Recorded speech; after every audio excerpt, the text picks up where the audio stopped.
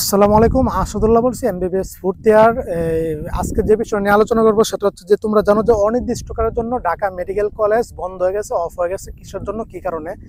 দেখো, এইবার যারা এমবিবিএস ফার্স্ট ইয়ারে ভর্তি হয়েছে, ওদের ওরিয়েন্টেশন 17 তারিখ হয়েছে। পুরা বাংলাদেশে ওরিয়েন্টেশন প্রোগ্রাম পালন করছে, মানে 17 তারিখ। কিন্তু বাংলাদেশের শ্রেষ্ঠ কলেজ, যেটা শ্রেষ্ঠ মেডিকেল কলেজ, প্রথম medical college Dhaka medical college, কিন্তু ওরিয়েন্টেশন প্রোগ্রাম পালন করেনি। ওইটা নিয়ে আমি বিস্তৃত লেকচার দিয়েছি, আলোচনা করছি কিছুর জন্য করেনি। এখন বিষয় হচ্ছে যে অবশেষে কিন্তু ওরা ক্লাসও বর্জন করেছে এবং কি অনির্দিষ্টকালের জন্য প্রশাসনিকভাবে নোটিশ দিয়েছে। ওরা হোলসেল কিন্তু সবাই বাসায় চলে গেছে। দেখো, বাংলাদেশে প্রাইভেট মেডিকেল কলেজ আছে 67টা আর সরকারি মেডিকেল কলেজ আছে 37টা।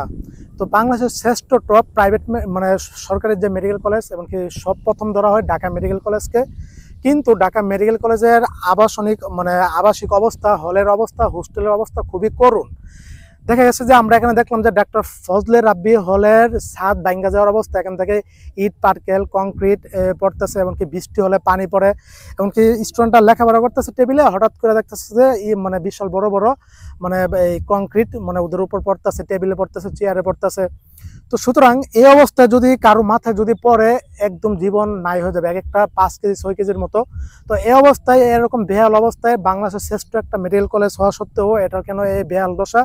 এটা অতি দ্রুত বাংলাদেশের সরকারের কাছে অনুরোধ, এমনকি স্বাস্থ্য অধিদপ্তরের কাছে অনুরোধ, দ্রুত এই আবাসিক এরিয়া পুনর্নির্মাণ করার জন্য, এমনকি সম্পূর্ণ নতুনভাবে করার জন্য। তো দেখেন যে ওদের পুরা বাংলাদেশ থেকে শ্রেষ্ঠ মেধাবীরা, শ্রেষ্ঠ ডাক্তাররা কিন্তু ঢাকা মেডিকেল কলেজ থেকে উঠে আসে। তো সেখানে ওদের জীবন যদি এভাবে অনিশ্চিত হয়, অনিরাপদ হয়, তাহলে এটা কে মেনে নিবে? আপনি কি চাইবেন আপনার ছেলেকে এভাবে মৃত্যুর মুখে কখনো ফেলে দিতে? সুতরাং অবশেষে এই আন্দোলনের চাপে মুখে পড়া স্বাস্থ্য এই ঢাকা মেডিকেল কলেজ কর্তৃপক্ষ কি করছে, অবশেষে ওদেরকে নোটিশ দিয়েছে হল ছাড়ার জন্য, এবং কি এগুলি ঠিকঠাক করে তারপরে হয়তো ওদেরকে হলে আনবে, ঢাকা মেডিকেল কলেজে ক্যাম্পাসে আনবে। বিষয়টা হলো, তোমরা দেখো যে শুধু ঢাকা মেডিকেল কলেজ না, আমরা দেখলাম যে খুলনা মেডিকেলের হলের অবস্থা খুবই করুণ দশা, একদম ভেঙে যাওয়ার অবস্থা। আর ঢাকা মেডিকেল কলেজের ফজলে রাব্বির 4তলা, ডাক্তার ফজলে রাব্বি হলের 4তলার ভবন কিন্তু অবস্থা একদম বেহাল দশা। যে কোনো সময় ধসা পড়তে পারে, যে কোনো ঝড় বৃষ্টি ভূমিকম্পে কিন্তু পয়রা পড়তে পারে। এভাবে দেশের টপ মেধাবীর প্রাণগুলি কিন্তু চলে যেতে পারে হঠাৎ করে। যেভাবে রানা প্লাজারে আমরা দেখছি হাজার হাজার মানুষ যেভাবে তাদের প্রাণ হারিয়েছে এসব বিল্ডিং দশার মাধ্যমে। সুতরাং খুলনা মেডিকেল কলেজে একই দশা, তারপরে আমরা দেখলাম যে বরিশাল মেডিকেল কলেজে একই দশা, তারপরে রংপুর মেডিকেল কলেজে একই দশা। এই মেডিকেল কলেজগুলি হলগুলি খুবই করুণ দশা।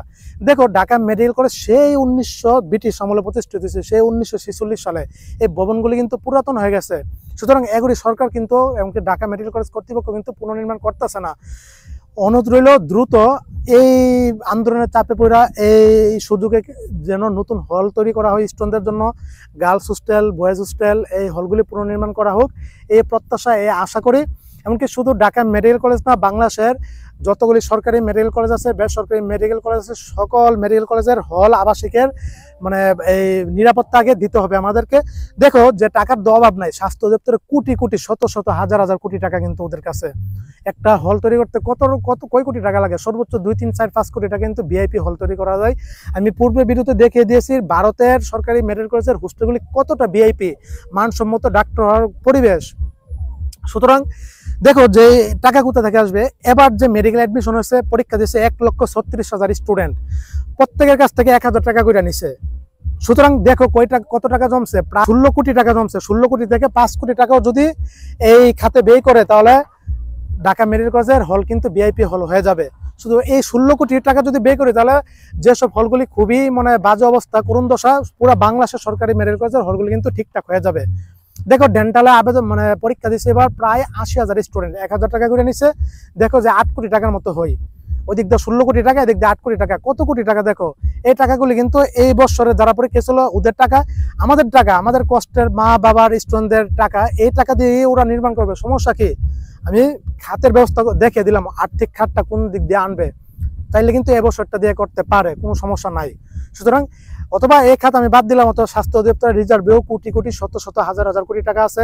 এখান থেকে ওরা কিভাবে করবে, অতি দ্রুত আমাদের স্টুডেন্টদের এই ব্যবস্থা করতে হবে, হলের মানে নিরাপত্তাকে দিতে হবে, নতুন ভবন তৈরি করতে হবে। বাংলাদেশের সবগুলি সরকারি মেডিকেল কলেজের এমনকি বেসরকারি মেডিকেল কলেজের হোস্টেলের ঠিকঠাক করতে হবে, বুঝতে পারছো?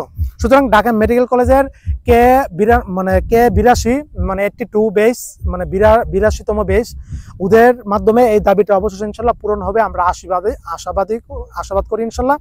আর আরো যে সব হলগুলিতে এরকম অবস্থা, তোমরা আন্দোলন করো, তোমরা সরকারের কাছ থেকে এভাবে দাবি পূরণ করো। বাংলাদেশে বর্তমানে এমন অবস্থা হয়েছে, আন্দোলন ছাড়া কোনো কিছু হয় না, বুঝতে পারছো? কোনো কিছু হয় না। সুতরাং এভাবে দাবি আদায় করতে হবে। সবাই ভালো থাকো, সুস্থ থাকো, সবার জন্য অনেক অনেক শুভকামনা রইল। আসসালামু আলাইকুম ওয়া রাহমাতুল্লাহি ওয়া বারাকাতুহু।